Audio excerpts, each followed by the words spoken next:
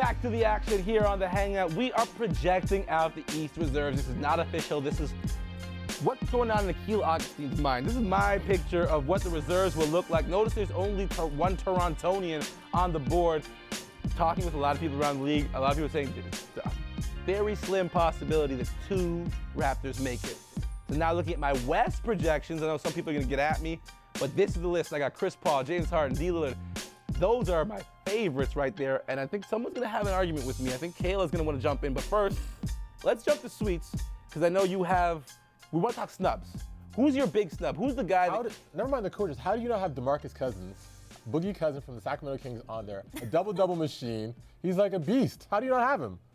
Because there's only 7 spots. I don't think he's going to make it, only because the coaches make the call, Yep. and he's had a reputation of being a problem guy. Yep. He's an all-out baller. He should be there for his first All-Star game. Okay. Now, Kayla, I'll get your snub. I mean, I'd have to go with DeAndre Jordan. I think people get so mixed up with the fact that, like, it's Lob City, so they're always so focused on the dunking aspect of him that They're focused on the dunking aspect. What's the other aspect of DeAndre Jordan's game I need to focus on? He's such a strong defensive player. Leads the league in rebounds. Off the ball. Let me tell you, he is a strong piece for the Clippers, and I think without him, it wouldn't be the same. Okay, here's my beef with DeAndre Jordan being an all-star in the front court. I can't recall a time where an NBA power forward center type all-star had no post moves. I come from the generation of Patrick Ewing. I come from the generation of Charles Barkley. I come from the generation of quality centers. You got Sam Perkins lighting it up from the outside.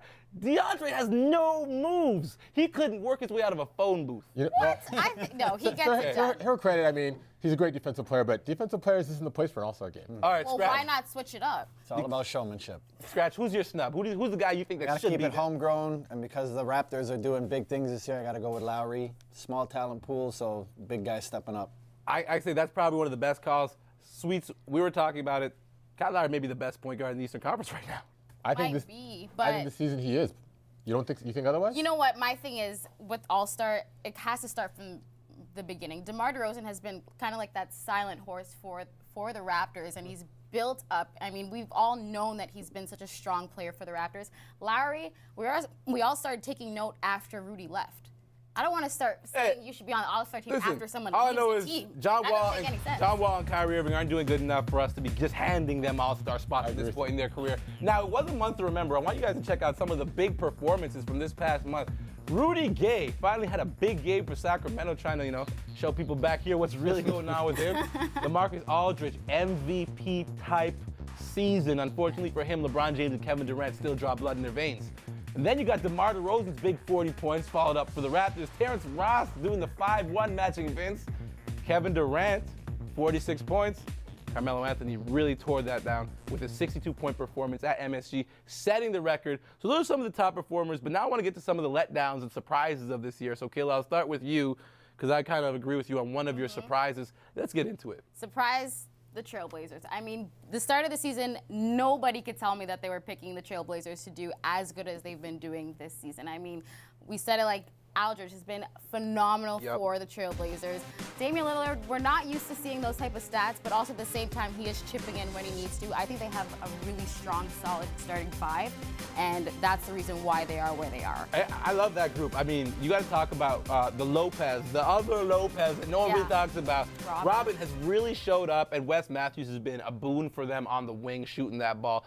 So I'm down with that decision. For yourself, Sweets, who's going to be? I'm kind of like, as a disappointment, it's not really a big deal, but Cleveland Cavaliers, I thought they'd be a much better team this year. They had a lot of good young talent. Kyrie Irving, I thought was going to take the next level. I thought Andrew Bynum show up. Jarrett Jack coming in to be a veteran presence for that squad. And I thought, the number 1 draft pick would be playing better. I was a little disappointed. I thought they'd be a lot better than they were, and they stink. They're really bad. Scratch, what's your deal?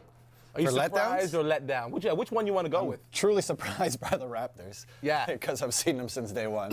Although the East is terrible, but just to see them at the top is pretty shocking. All right, I think the biggest surprise would be how bad the East is. Now let's get into the mid-season awards, because I think we just passed the 42nd game of the season, so we got to give credit to some of the people out there that really shone. So I'm going to go ahead and give my list, and I'm going to get you guys to comment quickly. So producer, feel free to run the pack, because I'm going to tell you guys Who wins the Achilles? That's what we're calling these now, the Achilles. Now, here's the deal. Past this. For my Rookie of the Year, I was running with Victor Oladipo, but I mean, me and Sweets had a nice heart-to-heart the other day, and he convinced me Michael Carter-Williams is running away with the Achilles for Rookie of the Year. Jamal Crawford. I'm sorry, I want to give it to Grievous because he's coming in and done such a great job, but Jamal Crawford's my sixth man. And if you're talking Defensive Player of the Year, there's none other than the man who invented hibberting. You know what hibberting is? The verticality. The rule of verticality is going straight up. And so those are my guys.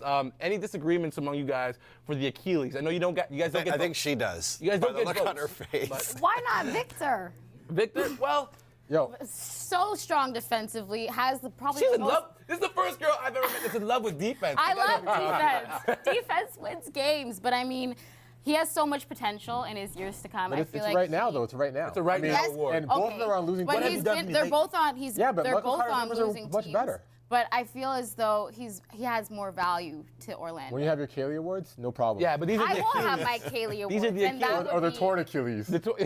Oh, by the way, quick shout out for Coach of the Year, Terry Stotts, right? That's a Yes, gimme. yes. Yeah, Portland, for for sure. sure. Okay. For sure. Still more to break down on the Hangout. What we're going to talk about next is Kevin Garnett. He paid a lot of respect to the people in Boston, but did he disrespect the people in Brooklyn and Minnesota? Let's talk about this further on the Hangout.